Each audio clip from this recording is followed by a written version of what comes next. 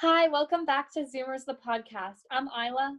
And I'm Eliana. And today we are going to be talking about the history behind psychology and also how it evolved to include more minorities. Yeah, so let's first start off with where psychology kind of originated from. So psychology actually wasn't really something like this term didn't even exist until when it started to be like more recognized as like a type of study of science because like hundreds and hundreds of years ago, like in the 1600s, like back then, like psychology at the time was just kind of looked on as like a magic type thing. Like it wasn't like a real science, and that's because like I think that the reason because that was because the scientific process wasn't really used, so it couldn't really be considered like a science because there wasn't this like scientific approach taken to it. But starting in the 1800s, that's when psychology came into play. And yeah, so basically I'm going to talk about this one myth, and that's where the word psychology comes from. And basically it's this Greek myth, and there was the Greek goddess of love named Aphrodite, and there is a person on earth called Psyche.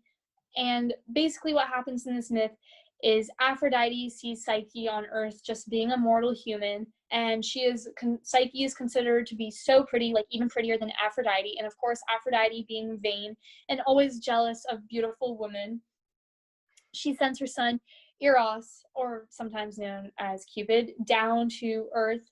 And basically what she sent him to do was to like use his powers and stuff to make her like fall in love with someone else. I don't really remember the specifics of that, but basically what ended up happening was she fell in love with Eros, and then Aphrodite gave her a really hard task so they could get married because they really wanted to. And eventually she was completed the task, and so she had to. And so that's basically where the word psyche comes from. And and the word psyche means soul. And so this just kind of evolved into psychology over time. Um, so that's that. But it started off, actually, the two men that were considered to be the first two psychologists, they were named Wilhelm Wundt, I don't know if I'm pronouncing these names right, and William James. And the reason why they were considered the first psychologists is because that's kind of when psychology started becoming a thing. And so there might have been people before then that might have been in like the psychology realm, but they weren't actually considered psychologists. So that these were kind of the first two like official psychologists, and they both had very differing ideas. Like Wilhelm Wundt, his main idea was introspection, which the definition of that is someone kind of examining your conscious very objectively. So it's not really, once again, a hard science, but that's kind of what that is. And William James, what he had as his like main idea was structuralism, which is an attempt to understand structure / characteristics of the mind.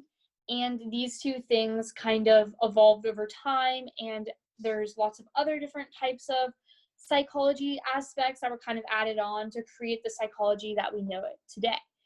So that's kind of like a basic background of the start, but there have been like other things that have happened and other people that have been really influential in the psychology world. For example, probably a lot of people have heard of this person, Sigmund Freud. He, like, every time, so for example, like a lot of people, when they think of psychology, or this is what a lot of people think of at least, is they think of kind of like this like kind of reclined chair, and then someone like lying on it and like explaining all their problems and being like, this is what's happening in my life, like it's kind of problematic. And so that's kind of the type of psychology that Sigmund Freud created. He created this idea of psychoanalytic theory, and so and he also had all the ideas of like dream regressions, being like, so tell me, what does this mean, and all this stuff, where you're like looking back and searching in your old memories, and all he's kind of the one who developed kind of, and a lot of like, while Freud's theories, a lot of them were like really inaccurate, they they really help to like move the psychology world along, because as like in any science, once you like take a fact or not a fact, but like a theory, and you try and like disprove it, then once you come up with the fact that it, like the theory isn't correct, then that like helps you to know like what isn't correct. So it's still help that even though his theories are kind of inaccurate. But in my personal opinion, even though there was all these men who made really influential differences in the psychology community, it really could not be where it is today without the help of Naomi Y Stein. And she is someone who basically started the feminist kind of revolution in psychology. And so just to give a background, like as many people know, women did not have rights until like they didn't even get the right to vote until like the 1920s, I think it was here, right? I can't. Okay, I think it was the 1920s. But like in psychology, like women had no place really in it. Like until the 1960s, actually, like the whole psychology community, it was just like a bunch of white men being like, okay, this is our theory, we're gonna go test it, and we will test it on a bunch of white men. So a lot of the findings were not really like they applied like because there's this thing in psychology called generalizing, which is like taking your sample and thing you conducted and applying it to the whole population. And so they did that. But when you take just such a specific group of people, you can't really apply it to the whole population, which is why today in psychology, the way psychologists kind of go about things is they ran through randomization, which is just taking really random individuals to make the groups and using like control groups and all that stuff so that they can have like accurate findings. But like before the 1960s, they were not doing that at all. And so they were applying a bunch of theories to the whole population, which can only be really holding true for white men. And so what she basically did is she just advocated a lot for women in this field, and it really helped. And so soon after she started advocating, women became more and more involved in psychology. And so this is just really important because when you're having, like I said, like when you have such minorities not being represented in the communities, you're just not having any accurate findings. And honestly, like it was hurtful for these researchers to not be using more diverse of a population in their results and their experiments, because like they're coming to inaccurate conclusions. So like it's really just not that great, and so people should just keep an open mind.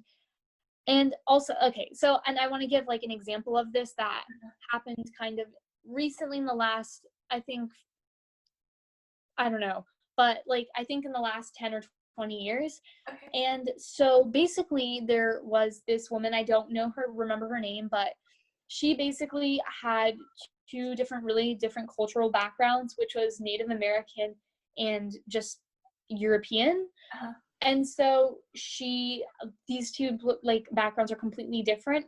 And so it made her a person who had like a completely different perspective on the world, because she was like raised with a lot of like Native American like ideals and ideas, and she has that background. So basically, and she became to be kind of like a researcher, and in her research, she had to collect bison DNA. And from her like Native American ideals, she did not want to harm any animals like at all. She wanted to completely like leave them alone. She didn't even want to be anywhere near them to like disturb them on the plains and stuff. So what she did to gather DNA is she actually went to like their poop samples, or like because there's just poop everywhere on the plains and stuff, and she like took samples of them and took them back to her laboratory and collected DNA from that. And this example is given, and I thought it was really interesting because like a lot of times when like DNA needs to be found, people often just go straight to the bison and like take it from them. But you really like don't have to be like that harmful, and you could like there's so many different ways you can do it. And so like having this diversity like leads to all these like different ideas that you would have never thought of because you have such different perspectives, which is something I've realized, like I've been looking back on my life recently, and I'm kind of realizing that I feel like, because I mean, while there is a lot of diversity in America, I feel like I could have had more of a diverse life in some ways. And I feel like a lot of the perspectives of people that go to my school too are just, we have all kind of the same perspectives.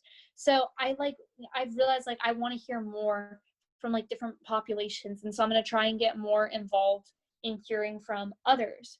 But anyways, basically all this, what I'm trying to say through all the information I just gave is that like without like this diversity, like we just couldn't be where we are today as a community. So it's just really important, and not just in psychology, to like kind of be aware of that, like not to exclude any populations. Oh, also, I thought this was an interesting fact. I saw this on a TED Talk, so I wanted to share this. So, like, often because, like, some people have, like, I don't know, like, they, like, might be racist or something like that, which leads them to, like, excluding people, which creates this, like, lack of diversity. But what I learned in this TED Talk about exclusion is that when people feel like they are being excluded and kind of ignored from, like, the main group, their body temperature actually drops and they become like a lot colder, which is kind of where the term cold shoulder came from, because like this exclusion makes you like colder. So I thought that was really interesting. I just wanted to share that really fast. But yeah, so yeah, is there anything you want to say to everything I've said? I've kind of just talked a lot. No. Like, it was really, really interesting. I haven't heard like a lot of that stuff before. So yeah, it was cool. Yeah, I do think like the whole like diversity thing is so important. Like you said, not only in psychology, but I think it's important in like in science in general, right? Because like we were saying with like different types of groups and like having a control group and like taking from a wide range. Like I took an SAT practice test yesterday, and like there was a question on like what would give the best sample, and it's like taking from like very, very different places, taking like samples from different places. So yeah, there's that. And I also think like with psychology and like the whole like idea kind of area, like the Western literary canon was something I learned about this past year, and like it was dominated by pretty much like old white men like writing all like the literature books that are considered classics. And so like a lot of Americans grew up reading only those books, and that's really, really harmful, I think, in that like I do think I learned a lot from the books that I read as a kid. So I'm glad that like being bilingual, I guess, I was able to read like books in different languages and like therefore different cultures. And also like we had this festival at my elementary school where authors from like different cultures would come and share their books, and you could like get those books. But I do think like reading those books as a kid like definitely shaped like the way that I think and the way that I wrote and that I spoke, especially from an early age, because I don't know, like that's what I was exposed to. So that's how I kind of learned how to like communicate with others. And I definitely see those things today and how I interact with others, and like that kind of relates to psychology, I think. So I think another aspect of like how we see different things are from our past experiences, and like it kind of shapes our whole worldview in a way. Even though like we might not remember certain things from our childhood, right? They really permeate and they affect a lot of things, even if we might not see them. Yeah, no, I totally agree with like everything you just said. Like I think the way everyone is raised, like everyone's just so different because of their childhood experiences and stuff. And I totally agree with like the thing you said about books, because I don't know, this is something I noticed, at least for myself. I realized that like a lot of authors growing up in like schools and stuff, when we were reading books, were by a lot of like white men, just because I do a lot of like historical research behind books, because I like to like read about that. And before going into sophomore year at high school, I was talking to the AP English teacher at my school for 12th grade English, so that's like English literature, I think. Yeah. And she was talking about how sophomore year in advanced English, all the books you read are by women only. And so I thought that was kind of interesting that they like selected it that way, and she's the one who designed the program that way. And so I didn't really think that much of it. But I remember like going into the year and halfway into the year, I remember thinking like, wow, I love these like the writing style in these books like so much more. They're like so much more interesting in my opinion. Mm-hmm. And then I was kind of thinking about that, and I was like, I don't know, maybe I just like women authors like more. And then I was thinking about like my favorite books, and they're all by women authors, which I think is so weird. And like, I don't know, maybe it's also just because I really love Jane Austen, but like I just really like I don't know. So I think like it's definitely important to have diversity for just so many reasons, and you can just learn so much. Because I think honestly, from my experiences, the times I've learned like the most is when I've kind of been in like situations where I'm kind of like being introduced to like a different person's like kind of like culture and stuff. And so I think that's really cool. And like when I travel and stuff, I think I learned like I learned so much on those trips, because like you can go to all the historical things and learn about that, and you can just be there and experiencing the culture, as long as you're actually like being like in the authentic culture, and it's not like some of the, because I know you can like for like food and stuff, there's a lot of like outside food, but like if you go to like the food places that have like the food of like that culture, like I don't know, I really like, so I've realized like I really like to experience like different people's cultures, and so I really want to like create more diversity in my life, like in my life experiences, and like try not to do like and learn the exact same things as everyone else, because like not that I am, but I just feel like going to school every day, that just kind of like everyone at my school, like a lot of people, like the classes I take like with a lot of people, like we just kind of have the same background knowledge, but like you go to a completely different school than me, and I'm always learning like so much from you. And so like I don't know, and it's so interesting to like hear what you guys are like learning about in school, because I feel like we learn completely different things. But I mean, we definitely do some of the same things, but like you've like taught me some things that I did not learn in like my class, and like my chem class, I don't remember, but we were talking about something to do with chem, and I remember you said something, I was like, wow, I did not learn that at all in my chem class. So I just thought that was interesting. And so like today when they do experiments, like what they do is they like a lot of times to have like an accurate experiment, you can't just have volunteers, because then you have, because like a lot of the time in volunteer based experiments, like the volunteers, like the people, the type of people who volunteer are like a specific type of people. So like it's, you kind of need to like, there's other strategies you have to like, scientists have to take to like get like actual results. And so like, and when they do these studies, they like they have like a bunch of people, and they often use a computer generator, because if you do it yourself, you kind of have some type of bias personally. And so they kind of like sort people into random groups to create like the control groups, and then the groups where they have like a change being made to them and giving them whatever the thing is that they're testing. And when they create those groups, they use randomization so that they can have like a wide range of people in each group, so it's not like a specific type of people.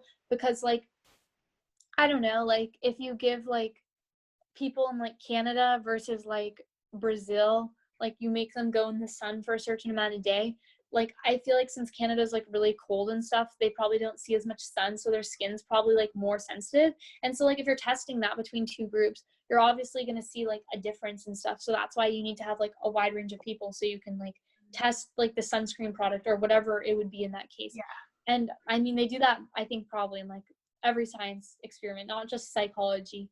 But yeah, so I think that's like really cool how they do that. And because you really do need like a wide range of people to lead those studies. But, and I think also something that I want to say, like, this is like, I don't know, I think this is, in my opinion, one of the more interesting things in psychology, at least because I feel like it relates the most to me, which is like correlation versus causation, which I'm sure a lot of people hear about all the time. But like, you know, when you're like running an experiment and these two variables seem to be having a direct cause, and they seem to both be like, I don't know, they could have a direct or inverse relationship, but like if they have a direct relationship, they both seem to be consistently being this, like they're kind of in the same path. So they seem like they're like the same.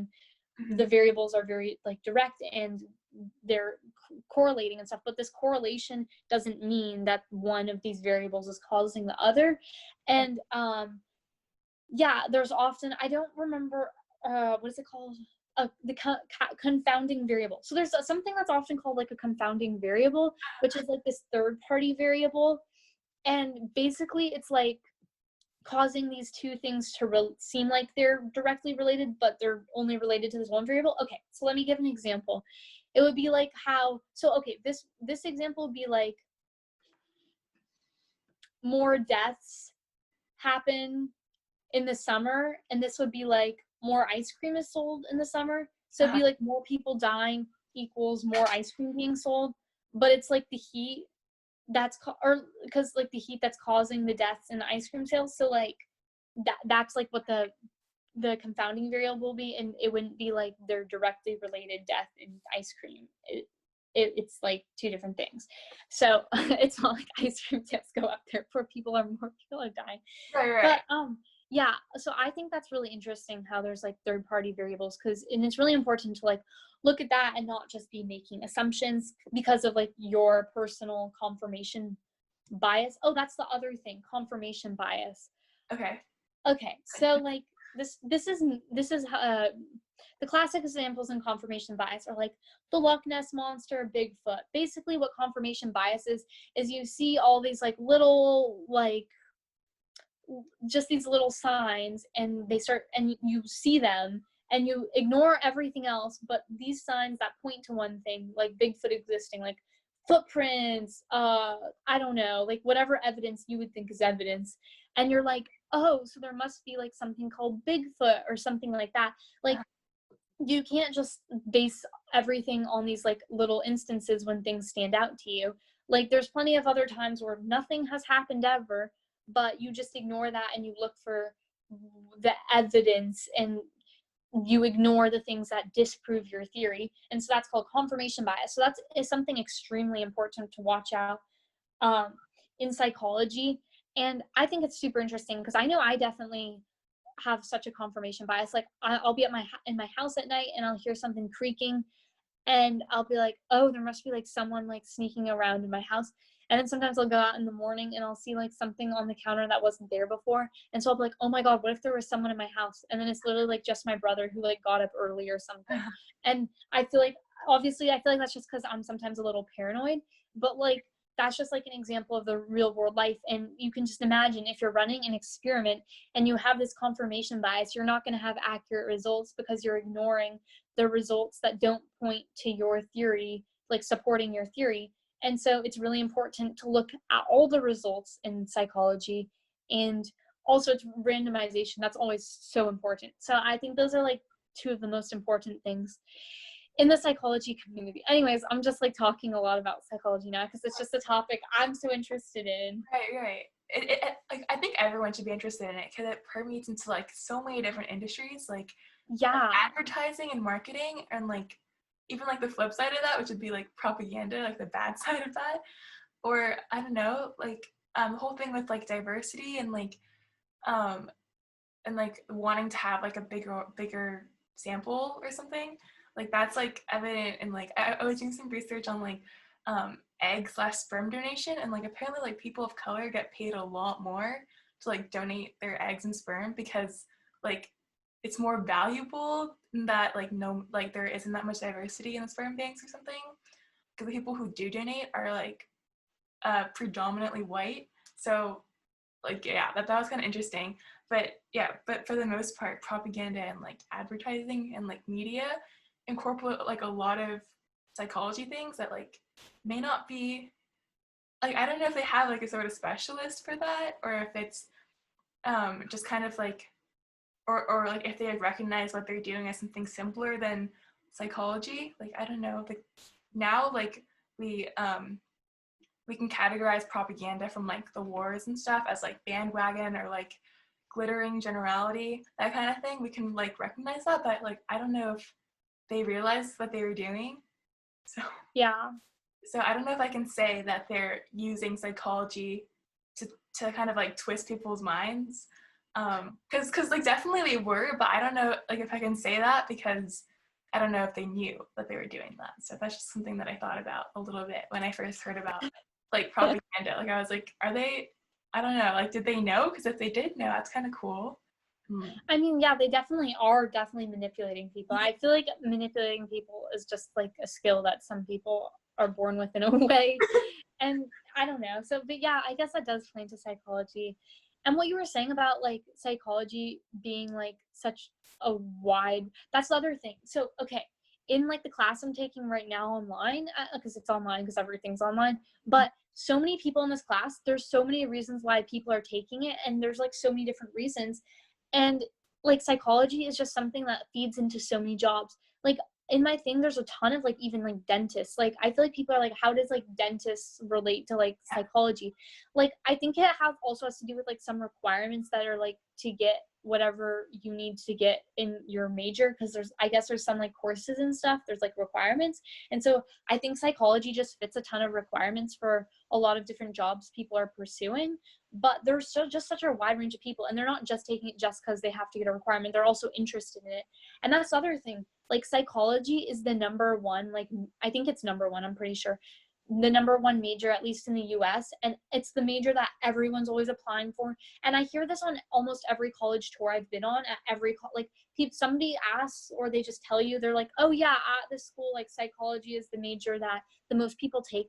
And like you can go to like the lecture halls for like the basic psychology classes and even the higher up ones, and there's like there's sometimes thousands of people in that lecture hall, which is like a crazy size for a class.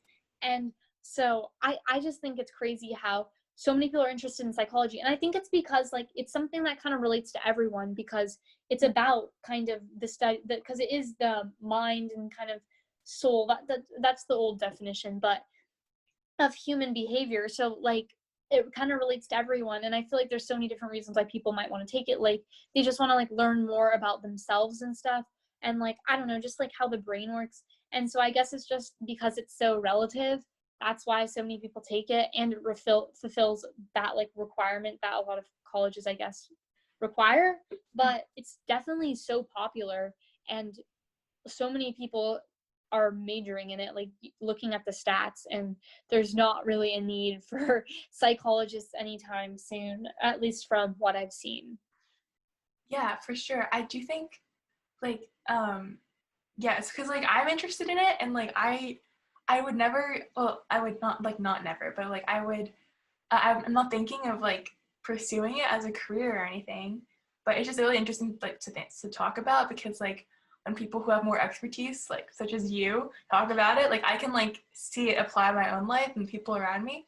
So like it's kind of like, yeah, of course it relates to everyone, and like a lot of my friends are taking like psychology classes in school, even like if like their dream career they're like in like engineering or like English. So yeah, I can see it everywhere, which which is good, I guess. I guess it's good for everyone to like kind of understand what's going on inside their own head or the people around them. At the same time, it's like kind of scary to think that like someone could know exactly like what kind of person I am, and like kind of try to analyze that and be pretty accurate about it, because now psychology kind of is a science. Or yeah, so, and especially with like forensic psychologists, like I've been watching like crime shows and stuff, like they can like build like really accurate profiles of people based on like their criminal like behavior. And I'm like, I'm not saying like I'm a criminal or anything, but like they can definitely apply that stuff to me, and like and like others, I guess. So it's kind of like scary to think about, for sure. Yeah, and this kind of goes off the topic of psychology, but I don't know, this is one thing that's always kind of fascinated me, is like the whole like serial killer gene thing, which is just kind of like science. And I think it's just interesting how like I don't know if it was actually like proven to be true, but I think there was just this like gene that a lot of serial killers did have, and it caused like more aggressive behavior. And so like people are just trying to investigate and see if that's really a thing. But I'm sure that's like kind of hard to investigate, because I don't think you can just be like, oh hey, are you a serial killer, and would you mind like letting us like look and see if you have this gene, like that's, so I'm sure it's like kind of hard to like evaluate. But I think it's so interesting how, yeah, and people have like, I think honestly like the reason why there's like I think there is something like different usually with the minds of people who commit more crimes and stuff, because they're like more mentally unstable and stuff, so that's why they do that. But I guess there's like normal people that do just commit crimes, like if they're pressured or something. I don't really know. I'm not involved in the crime world, so I don't really know what to say there.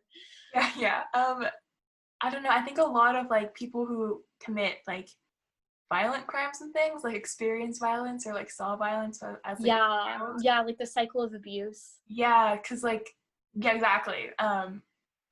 Because like of course like you're gonna kind of like mirror what you see as a kid because that stuff like sticks with you, you know? Like Yeah, which is why I'm so glad that like I don't know, I had a sister, so I learned patience and like what is it like trying to like make people laugh and like my sense of humor all stems from like my childhood. As with a lot of people, like all their character traits, like their defining traits, like stem from like what they did when they were really little or what they saw when they were little. So I guess like a lot of that you can kind of analyze and kind of see like what kind of childhood someone had. I guess we're still in childhood, so I don't really know if I can speak on that, but yeah, with like a lot of adults too. Like my dad like moved to America when he was pretty young. I had to like adapt to a totally new environment, and like to this day he's like really really adaptable and he's really flexible and versatile. Like not only with like his environment and stuff, but with different people, and like he's really good at talking to different people. So yeah, I can kind of see it in a lot of different adults too. Do you have can you do that too a little bit? um I guess I can't really think of anything off the top of my head though. Huh? Yeah, but I mean, I definitely think that like your childhood plays such an important role Yeah. in who you become for sure, because your childhood is such a big part of your life too. Like, and Yeah. it's when your like brain is the most like sponge like and absorbing all this like Right. information. So like that's why like everyone like there's all these studies that are like that's why it's best to learn languages at like such a young age. I think like 6 or something, because that's like when you're like learning new words and all this stuff, and it's just like a good time to like learn multiple languages. Like honestly, I wish I started learning like the language I'm doing now, which is French, like sooner, because I feel like right now at this age, like even though I can like still soak in a lot of information, I feel like I would have been so much further along if I started like much younger. Yeah, I can see that. Well, I'm doing Spanish in school, and I'm not saying like I'm good at it or anything, but for sure, like I'm pretty comfortable with hearing it because I like the neighborhood that I was in when I was littler was like had a very very um with like I had a really high like Hispanic population, and like I had a Hispanic nanny when I was little too. So and she spoke Spanish to me, so like that was like kind of like I don't want to say comforting, but like it was definitely a familiar thing. And I guess it was comforting. So like that's why I'm like comfortable in Spanish class and like my accent doesn't suck that much, I guess. Um, but yeah, I wanted to bring up another thing about like your childhood and how that plays such a huge role in like your psycho and like psyche, like even as you grow way older. Like it's more of like an ethical question, which I'm really, really like passionate about, I guess. But do you think like kids who grow up like in a not so good like household, which could be either like violent or abusive or like racist and like different like terrible ideals kind of thing, like do you think they're at fault for like becoming a violent or racist person when they grow up? Like do you think that's their fault, and like should they be held accountable for that, or is like should the parents be more held accountable? Because like they're still like a racist and a violent person, but like if they grew up in a different household like as a kid, maybe they wouldn't have turned out that way. No. Yeah, I mean, I think everyone's just accountable for their own actions, but like it's definitely like the environment you grow up in plays a huge role, and like I'm sure if they weren't in that environment and they were in a different one, they probably wouldn't have turned out to be like such a violent person or whatever problem they have in their later life. Yeah. So like I don't know. Yeah. Like I feel like there's both, like parents are kind of at fault and so are kids. Like you can't expect to be a terrible parent and have your kid to grow up being perfect or whatever. Like, I'm sure they'd be far from it. Yeah, I mean, like, there are definitely cases where, like, parents aren't the greatest, and, like, the kids grow up and they're, like, mature enough to recognize that and try to, like, be different from their parents. But, like, it still takes a toll on, like, your mental health, for sure. Yeah. So, yeah, I definitely think that, like, the racism part of it, like, is more, like, okay, because, like, kids who have, like, certain, like, born, like, with mental, like, health issues, or, like, they have, like, autism or, like, ADHD, like, that's something that people can help, and, like, sometimes that can be violent, but, like, and, like, that's not something that's their fault or anything, but, like, if the parents, like, I don't know, encourage that, or, like, are okay with that kind of thing, like, I feel like then that's the parents' fault in that case. But, like, if the kid's, like, comes out with no mental issues at all, and then, because, like, no one's born racist and no one's, like, born violent, it's kind of, like, the way that the parents raise you. And, like, I think especially with, like, firstborns, like, maybe the parents, like, don't know how to control, like, a violent kid, and, like, they, like, kind of, like, coddle the kid or whatever, and, like, kind of let it happen. So, like, I can kind of see that sometimes. Like, I don't know, like, apparently, like, I was, like, kind of a diva when I was little, and, like, my parents, like, kind of were okay with it. They like, thought it was funny. But I don't think I'm a diva, like, now, so that was fine, I guess. I grew out of it. But I think that's mostly because I had a little sister. So it's, like, very circumstantial, because I had to, like, learn how to, like, be patient and kind of, like, step back for a second, because, like, we had, like, a newborn, like, in the house now. So, like, I had Yeah. to, like, be out of Yeah. fault for a second, you know? No, yeah, I can relate to that so much. Like, I would be such a different person today without my brother. I don't consider myself to be one of the most patient people ever. I definitely sometimes have a short fuse, but I think without having my brother in my life, I would definitely be a lot less patient, and just in general, probably not get along as well with people. Yeah, definitely, like, because, like, childhood, like, the people you see the most are, like, your parents and, like, siblings if you have them. Maybe, like, kids at school, but, like, for me, like, I don't really talk to the kids at school anymore, like, that I went to school with when I was, like, ages, like, 3 to, like, 7, I guess. Like, I don't talk to them Yeah. anymore. But, like, they like, definitely had like, influenced me in some way. I just can't, like, see it because, like, I don't know them anymore. Um, but yeah, but I've also, like, seen, like, this is a very general statement, I'm just saying. I've definitely seen that, like, it's easier. No, I'm not gonna say this. But, like, I definitely see differences in, like, only children and kids who have siblings, and even within, like, the sibling families, like, the older sibling's way different from the younger sibling, or, like, a middle child. And, like, they're very, like, stereotypical kind of things, but, like, I find a lot of them true. So yeah, so, like, it's very circumstantial, you know? No, I really do agree with that. I think, like, a lot of the stereotypes of, like, older children and younger children, like, even though they are a stereotype, Yeah. they're just so true in a lot of situations. Like, I don't know. I mean, I'm not trying to offend anyone here, because Yeah. but I just feel like definitely, like, the order you're born in or whatever does make a difference in, like, who you are, because, like, I feel like there's just, like, more situations you'll be in as an older child or a younger child, which will, like, lead you to become a different type of person. Yeah. But, like, given different responsibilities, which is, like, valid, of course, because, like, the older one should, like, look out for the younger one, especially since you have more experience in life and stuff. But, like, that definitely gives you, like, an edge up on, like, your responsibilities and, like, your patience and your organization if you're looking after, like, yourself and also, like, a smaller being, or, like, maybe not Yeah. smaller, but, like, a younger being. And I guess, like, younger siblings don't have to deal with that. So I kind of can see that with, like, me and my sister. Like, my sister, like, doesn't have as many responsibilities as me, like, even to this day when she's old enough to, like, do her own thing. Like, there's that, and, like, I think I'm more patient than her, and, like, I'm not invalidating her in any way, because, like, she's definitely more creative than me, and a lot more, I don't want to say confident, but, like, she was confident from like, a younger age than I was. So, like, yeah, like those stereotypes are true from what I can see, but there are also ones that like aren't true. Like my little sister like isn't like a brat anymore. Yeah, so that's what I see in my family. Yeah, I mean, in mine, I don't know.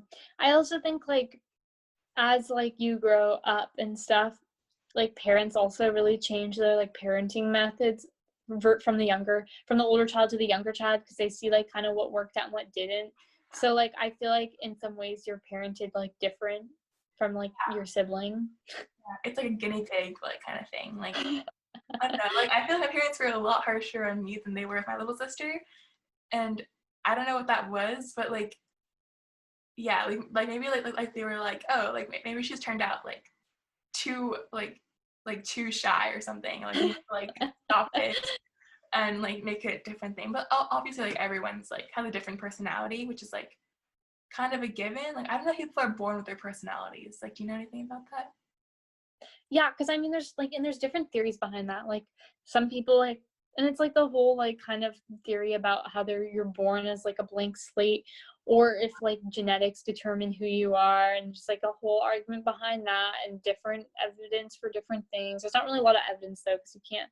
It's kind of hard to like figure that out. But I don't know. I feel like there's just a lot of things that come into play into making you who you are, which is why everyone is a special little snowflake. Yeah, I see that. I don't know. I forget what I was gonna say. Shoot. Yeah, I completely forget. Okay, well, like, I guess another thing I can say is, like within like my church community and things, like my church is like my parish specifically is like pretty accepting and like pretty like I don't know, like they like let people do their own thing, but like traditionally, like the Catholic Church is like kind of cut and dry, like it's like very structured, and so for a long time there was this whole like taboo kind of like weird feeling about around like psychologists and psychiatrists. I still don't really know the difference between those two things, but like this whole thing, like, and like I think this is like something that happens in like a lot of cultures too. Like they're called shrinks or something, and like they're kind of like seen as taboo because like they get inside your head and they like mess things up, and it's not natural and all this kind of stuff. So I don't know. I do think like um like people who have really traditional values have a point in that like well like a lot of people who have traditional values like they're like oh I need to like figure stuff out for myself, or like the whole like thing where um like to like man up or whatever and fix your problems by yourself, and like if you can't figure this out like you won't like get anywhere in life, that kind of mentality. So do you have anything to say on that? Like do psychiatrists like help or harm? Okay, this is just like my personal opinion. Okay. So like as much as I love psychology and it's so fascinating, I will say I feel like I have learned kind of like some like psychology tricks Uh-huh. to like kind of, and they've kind of messed with my head. And like, okay, I say this to people and I feel like people like look at me like, what are you talking about?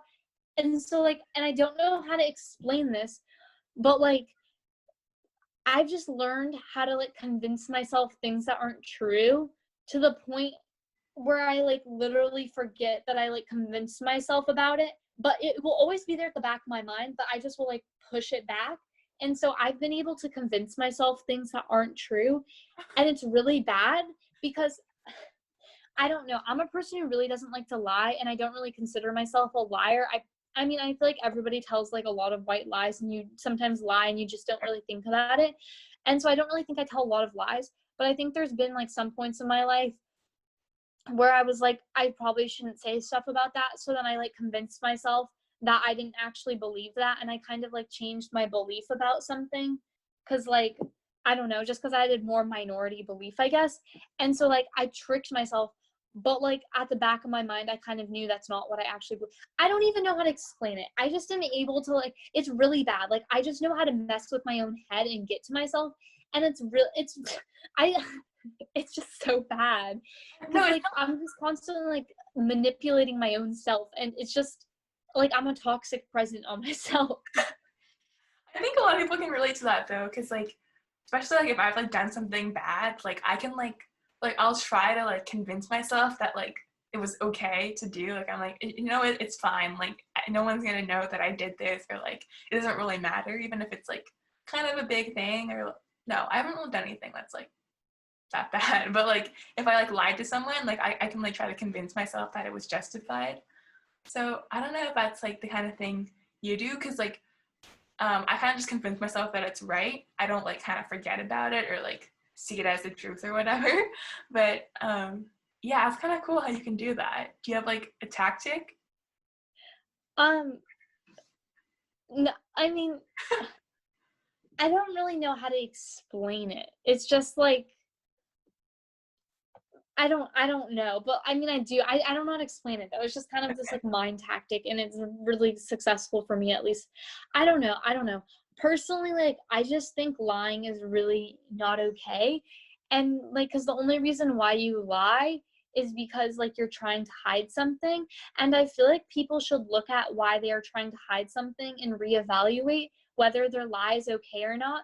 Because like if you're hiding something from someone and like you're hiding it because it's like going to help them, like I get that, like maybe like I don't know, you just need like I don't know, like for some reason that would, but like if you're lying in a situation just because you're like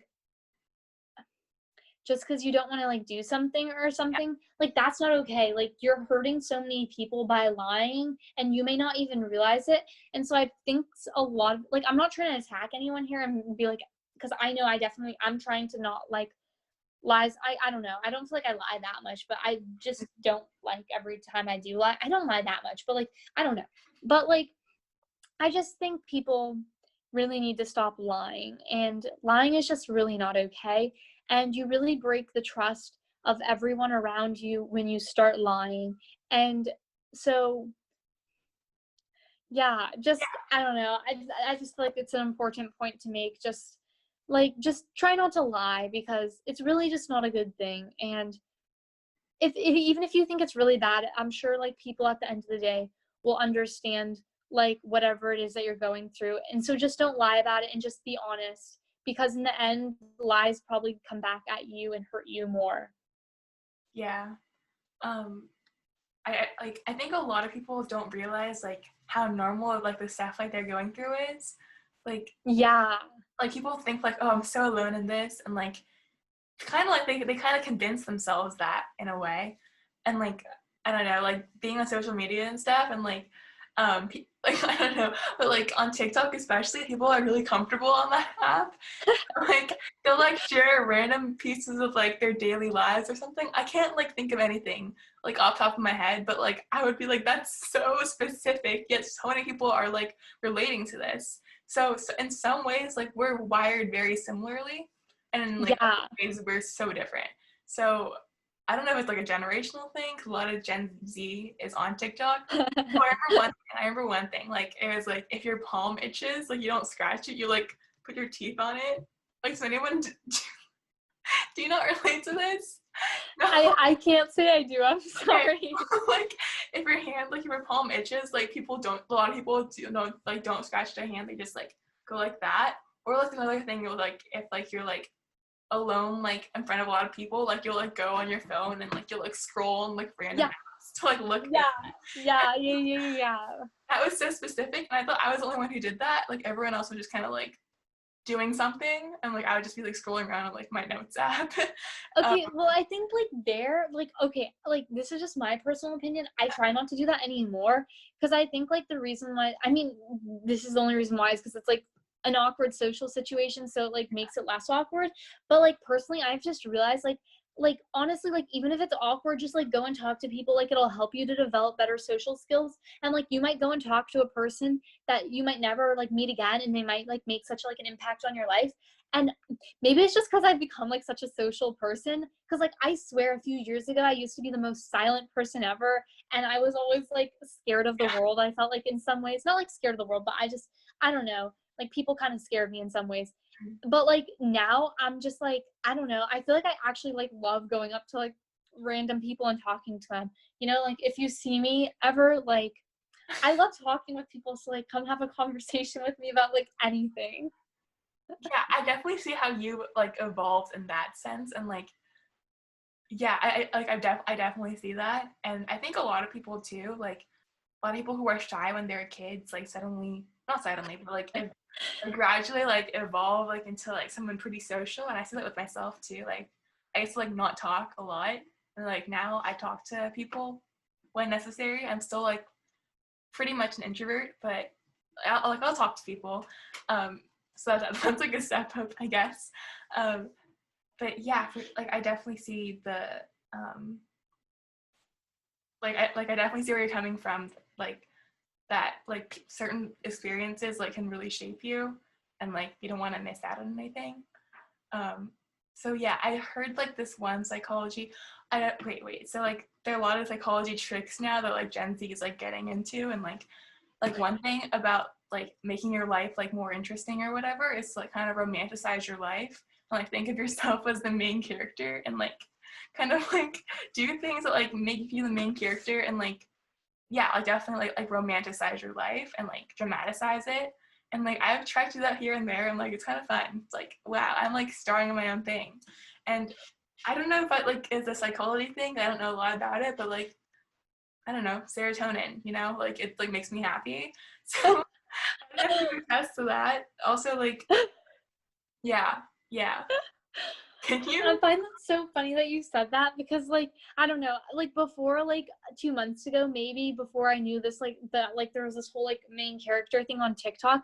Like I didn't know what it was, but I remember I was running with one of my friends, and I was like telling her about how like when I'm really stressed out, or like I'm just having like a really bad day and I need to think, I like hike this like it's probably like a mile, and it's all like uphill. So on the way going uphill, I work everything out, and then when I get to the top, there's like this really pretty viewpoint of like the entire city. And I was telling her that's what I do, and she's like, "Wow, that's so main character of you." Yeah, And I she's was like, being "Wait, me. what main character?" Yeah. And then like she explained it to me, and then I like went on TikTok and I was seeing or like some videos and stuff, and I was talking about it, and it's like if you go through like your city's like streets playing like this type of music, then you're a main character. And I was like, wait, why is that actually me? And then I'm like so confused. Like I'm not trying to be a main character, but I feel like I do a lot of things. Okay, here's the thing. I don't know. I was talking to someone about this, and she was just telling me, like, not like in a bad way, but I'm like kind of dramatic, not like dramatic, but like, I don't know. Like in some ways, I dramatize some things. So I feel like, I don't know. I guess that's what a main character Yeah. does. I don't know. I think it's just because I overreact and I'm really paranoid more so, and it just like creates some of these responses that I wouldn't really like to have. So I'm trying to work on being more chill. I mean, I think I'm a pretty chill person. I don't really know, frankly. I think my personality is interesting. I'm definitely the opposite. Like I don't know what it has to do with my brain makeup or whatever, but like yeah, I don't show that much emotion, and like even if I feel like really happy or something, I'll be like, oh, good. Um, so like I'm kind of like different. So like that's why like I'm like trying to like dramatize my life more, because like I don't know if it's like quarantine or something, but I haven't like felt something in a long time. Like it's really getting to me now. So I don't know. I think we need to really like. I think a lot of us have to kind of like take a brain break after this is over, and like kind of Yeah. think by ourselves, and like Wait, okay. I just have a quick question on like what you're saying. Like is what you're feeling, like when you say you don't like feel really any emotion, I don't know, maybe like okay, like are you saying like I'm not a that you just like sociopath. Like I'm.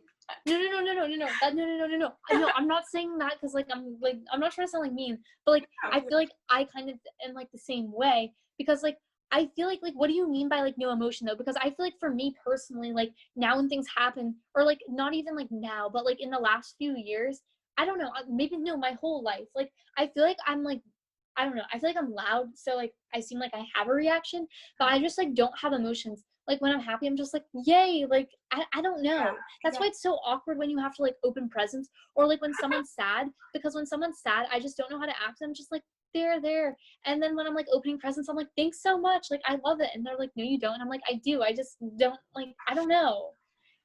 I don't know. Is that like what you mean by that? Or like what I mean by that is like I think like I have pretty good empathy and like I can try to imagine what people like are feeling like and stuff, and people tell me like oh wow, like you definitely like you understand like this thing that I'm feeling or whatever.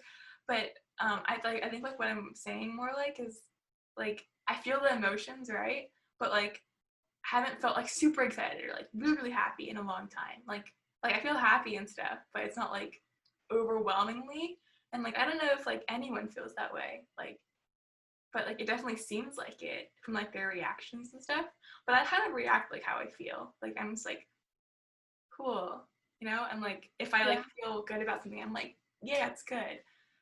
But like I don't know, like it's kind of I don't know if it's a weird thing to feel like that like you don't feel like overwhelming emotion or like a lot of like if you don't feel like a lot. Because like I feel like a lot of people like do feel a lot. So, Yeah. I know. Yeah. No, I kind of relate to that. Like I think not like the same thing, but kind of the same thing. Like I don't know, like recently I've just been in more situations where I feel like I should have more emotion to them than I do. And I don't know, like I'm not trying to like sound all depressing, but like honestly, I just feel like so empty inside. Like I just feel like nothing really affects me anymore. I think I might just have to do with the fact that I've messed with my mind too many times, but I feel like I just don't feel anymore. Sorry, this sounds like so depressing. So We need to talk about I something like think this is the happier. thing that a lot of people go through. Like if me and you are pretty different people, like are both feeling this way, like I kind of like you can make like an educated guess that a lot more people are feeling this way. If you don't relate, like sorry that we're like depressing you with this. um, yeah, I think that like I talked to some other friends who are like very different from both of us too, and like they express kind of the same thing, like very similar. Okay, like I don't know. I might like I don't know. This is just like my personal conclusion because I'm just trying to have hope in my life. I don't know. That's something I realized I have a lot of. I have a lot of hope. That's one thing that I have. I feel like that's like I don't know. But like I feel like our like it might not be just because it's like our generation. I feel like it's just like where our generation is in our stage of our life, which is just like we just don't have that much control because we're still kind of all kids really. And so I feel like because we don't have control and like this we feel like a lack of control, therefore we feel like not like more empty but just like we just don't feel as much anymore. And I feel like once we gain more control over our lives and we're kind of adulting and choosing our own paths and having more choices, I feel like we're going to feel a lot differently. That's just my personal I don't know. Like I don't want to give myself false hope because a lot of like adults that like young adults that I talked to are like yeah, I didn't have anything really figured out until like way after college or like well into college or grad school kind of thing. So like yeah, I think we're always figuring stuff out and like it's okay to feel things or not feel things. And yeah, we're kind of just I think we're like a definitely like another sample in like the history of psychology kind of like we're like growing up in like a continuously evolving climate and stuff. So I don't know what that's going to do to like our mental health or like our mentalities, but it's definitely going to be a little different, if not a lot, you know? Yeah. Yeah. Okay, so that's all we're going to speak on for today. So we'll see you next week and keep thinking about this. Bye. Bye.